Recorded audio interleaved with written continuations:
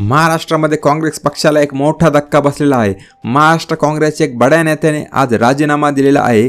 काँग्रेसचे नेते मिलिंद देवरा यांनी आज पक्षाच्या प्राथमिक सदस्यत्वाचा राजीनामा दिलेला आहे।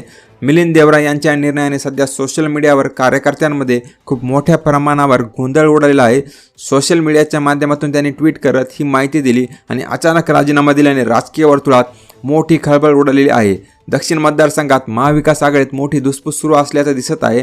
ठाकरे गटाकडून अनेक वेळा दक्षिण मुंबई मतदारसंघात दावा करण्यात आलेला आहे।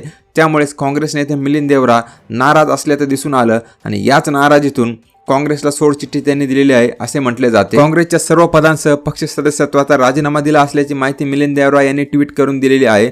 माझ्या राजकीय प्रवासातील एक महत्त्वाचा अध्याय संपत आहे। मी काँग्रेस पक्षाच्या सदस्यत्वाचा राजीनामा दिलेला आहे। काँग्रेससोबत माझ्या कुटुंबाचं 55 वर्षापासूनचं नातं संपलं आहे। अनेक वर्षापासून त्यांच्या पाठिंब्यासाठी मी सर्व नेते, सहकारी आणि कार्यकर्त्यांचे आभार मानतो असे त्यांनी आपल्या ट्विटर पोस्टमध्ये म्हटलेलं आहे।